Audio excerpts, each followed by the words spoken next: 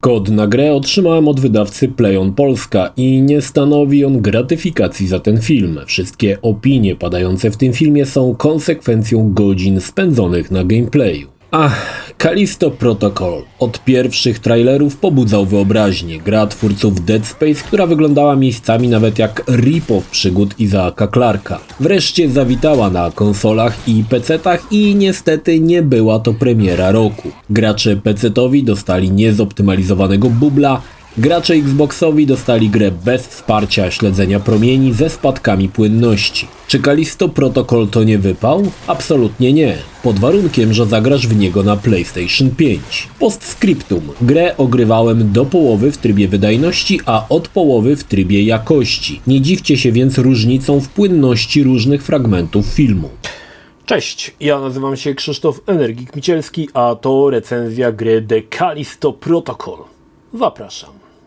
Jacob Lee nie miał dobrego dnia. Statek, którym podróżował na księżyc Callisto, przewożąc bliżej niesprecyzowany ładunek, został zaatakowany przez tajemniczy oddział, w konsekwencji czego rozbija się na niegościnnej planecie. Choć Jacob w sumie nic nie zawinił, zostaje odprowadzony do mieszczącego się na księżycu więzienia i potraktowany jak bandyta. Umieszczony w celi, nie spodziewa się, że niedługo wszystko trafi szlak, a on desperacko będzie próbował uciec z niegościnnego księżyca, który nagle przejmują dziwaczne mutanty, których jedynym celem jest zabicie wszystkiego, co żyje.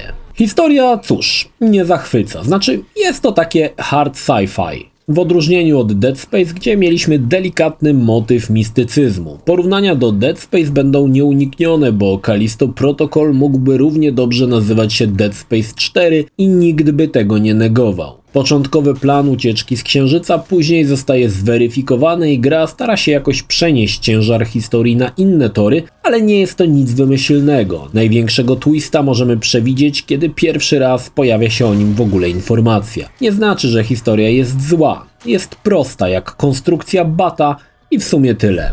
Jako Jacob przemierzamy ponure więzienie, które zostało przejęte przez mutantów. Ogólnie gra składa się raczej z prostych zadań typu idź tu czy tam. Od czasu do czasu trzeba znaleźć jakiś bezpiecznik, który otworzy drzwi. Tytuł jest bardzo mocno liniowy, znaczy pojawiają się jakieś boczne odnogi, zazwyczaj w nich znajdziemy amunicję albo kredyty, ale ogólnie każdy korytarz prowadzi nas po sznurku do celu. Nie jest to złe, bo mi na przykład brakowało takich liniowych gier i ja to oceniam na plus. Jednak nie oczekujmy tutaj jakichś wymyślnych zagadek czy zadań. To proste jednorazowe rozkazy. Idź do miejsca X i włącz windę, idź tam czy idź gdzie indziej. Do tego Jacob to też trochę taki pechowiec. Czego by nie zrobił, zawsze coś pójdzie źle i oddali go od celu. Miejscem akcji będzie w zasadzie w 90% więzienie i choć w pierwszych minutach gra zachwyca fajnym designem, to niestety musisz się nastawić na to, że choć będziesz zwiedzał różne miejscówki, to wszystko będzie wyglądało podobnie. Moment, w którym wychodzimy na kilka chwil na zewnątrz, jest jak haust świeżego powietrza. Twórcy za bardzo zafiksowali się na ciasnych miejscówkach więzienia, po części miało to sprzyjać klimatowi osaczenia, ale w pewnym momencie zaczyna się to trochę nudzić. Już gdzieś tam wjeżdżasz, już winda wiezie cię do góry i bam, znowu labirynt ciasnych korytarzy, których wcześniej widziałeś dziesiątki. Ale nie można grze odmówić klimatu, ten jest gęsty, że można go ciąć nożem. Callisto Protocol to takie trochę połączenie Dead Space'a z Riddickiem Escape from the Butcher Bay. Miejscami z duszą na ramieniu przemierzamy korytarze, doskonale zdając sobie sprawę, że zaraz coś wyskoczy i zazwyczaj udaje się nas zaskoczyć. Choć jeśli chodzi o straszenie, gra w 100% polega na jumpscarach, ale ma też kilka bardzo klimatycznych lokacji spowitych gęstą mgłą, gdzie widzimy tylko migające wściekle światła i słyszymy dziwne dźwięki. Tak, Callisto może podobać się osobom, które szukają klimatycznych miejscówek budzących może nie tyle strach, ale uczucie niepokoju. W Callisto Protocol ważnym elementem jest walka. Początkowo jest to walka w zwarciu przy użyciu pały, ale później pojawi się broń strzelająca. System walki jest dziwny. Jednym się spodoba, innym nie. Ale w mojej opinii twórcy za bardzo przekombinowali. Podstawowe combo pałą składa się z 3/4. Jeśli mamy pistolet, możemy oddać strzał i to jest fajne, bo łączy się to w jedną płynną kombinację. Natomiast przekombinowano uniki i bloki. Otóż aby zrobić unik, trzeba wychylić użyć lewą gałę w lewo lub w prawo, przy czym jest to gałka odpowiedzialna również za ruch postaci, więc jeśli chcesz wykonać unik w lewo, automatycznie poruszasz się też w lewo. Jest to dziwaczne. Jeśli chcesz zablokować, wychylasz lewą gałkę do tyłu, więc automatycznie idziesz do tyłu. O ile do systemu można się przyzwyczaić, to zaimplementowanie dość osobliwego pomysłu pozostaje tajemnicą. Gra też nie została dostosowana do walki z więcej niż jednym przeciwnikiem. To kolejny problem, bo nie raz i nie dwa przeciwników będzie 2 czy 3. W zasadzie jest to moment, w którym możesz spokojnie uruchamiać ostatni zapis gry. Skoncentrowanie się na jednym przeciwniku nie wyłącza pozostałych z walki, a nie jesteś w stanie ogarnąć całego pola walki, bo a. Kamera jest bardzo blisko bohatera, b. Poruszanie kamerą jest ślamazarne, c. Gra korzysta z pewnego autoloka na przeciwniku, z którym walczymy. Tym bardziej niezrozumiałe dla mnie jest to, że autorzy z lubością rzucają kilku przeciwników naraz i będą to najtrudniejsze momenty w grze. Jedynym rozwiązaniem jest wywabianie ich jeden po drugim, ale chyba nie o to tutaj chodziło. Oczywiście jeżeli jest broń palna, można do nich postrzelać, ale broń palna nie ma zbyt dużej mocy, amunicji jest mało i mam wrażenie, że była zaprojektowana raczej jako broń wspierająca, a nie główna. Mamy jeszcze coś w postaci rękawicy grawitacyjnej, identyczny pomysł jak w Dead Space, tylko tutaj używamy tego raczej raz na jakiś czas, bo rękawica ładuje się wieki, a wyczerpuje energię błyskawicznie. Niemniej podniesienie mutanta i rzucenie nim w wirujące ostrza jakiejś maszyny to sam miód. Jednak w bezpośredniej walce, szczególnie z kilkoma przeciwnikami, nie ma ona zbyt dużego zastosowania. Jeśli chodzi o broń palną, to są raczej standardy, choć przyznam, że podobała mi się wymienna lufa do danego rodzaju pistoletu. Obok niego jest strzelba i karabin szturmowy. Trochę źle zorganizowano wymianę broni, gdzie musimy najpierw wejść do menu,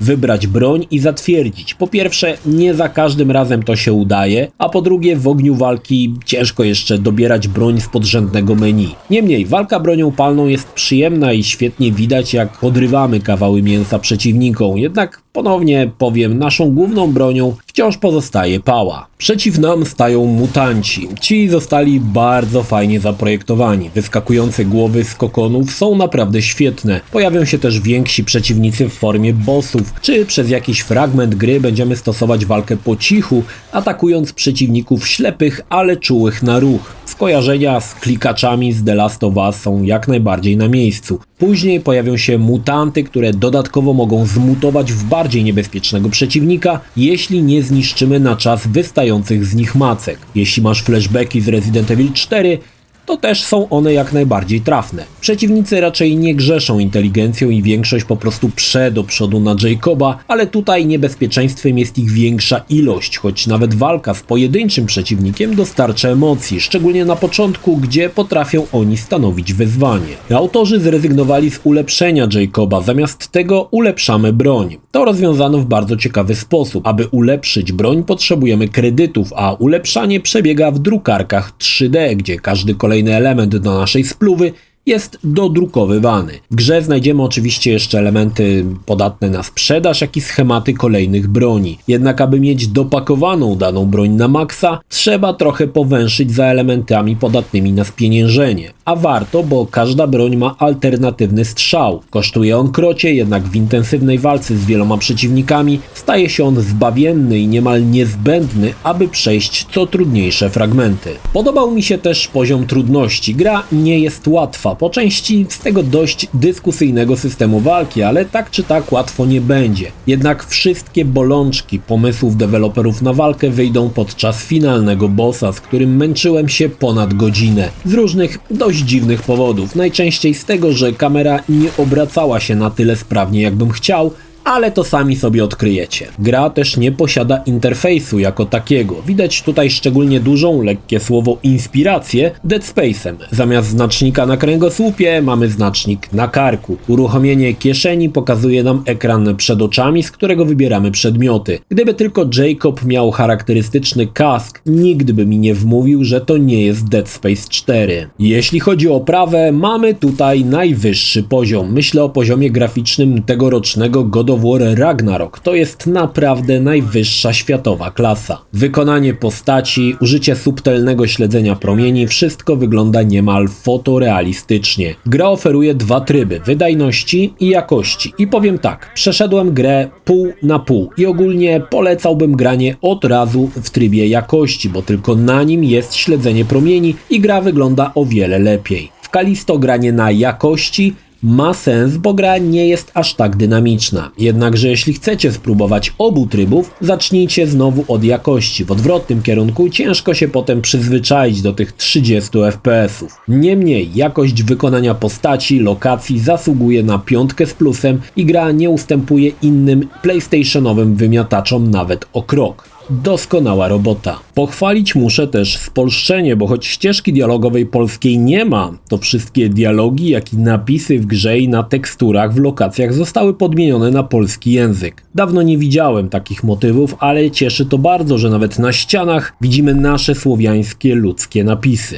Zostawiłem na koniec kilka słów o brutalności. Ta jest na niezwykle wysokim poziomie. Nie myślę tu o brutalności rzędu God of War, ale raczej Mortal Kombat. Twórcy przygotowali malownicze animacje śmierci Jacoba, ale nawet podczas rozgrywki nie raz i nie dwa będziemy rozsadzać czaszki przeciwników, czy spotykać wyjątkowo obrzydliwe sceny. W połączeniu z rewelacyjną oprawą robi to niemałe wrażenie. Niemniej osoby o słabych żołądkach niech czują się ostrzeżone. Nawet moja żona odwracała się z niesmakiem, pytając, po co gram w takie rzeczy, a to już lepsza zachęta do sprawdzenia tych scen niż cokolwiek innego. Podsumowując, Callisto Protocol nie jest mesjaszem kosmicznych horrorów, raczej solidną, rzemieślniczą robotą, która mocno była zgapiona z Dead Space'a, ale pomimo to potrafi wykrzesać z siebie swoistego własnego klimatu. Kilka rzeczy jest dyskusyjnych i niektórym te elementy przypadną do gustu, a niektórym nie. W kwestii oprawy gra pokazuje pazur i moc konsoli od Sony. Słowem, tutaj jest bardzo dobrze. Jednak zastanawia mnie brak śledzenia promieni na Xboxie. Również w momencie, kiedy to oglądasz, wersja PC-towa została już połatana i podobno jest lepiej. Gra też nie należy do najdłuższych. Jednorazowe przejście zajęło mi 11 godzin, ale byłem bardzo uważnym wąchaczem ścian.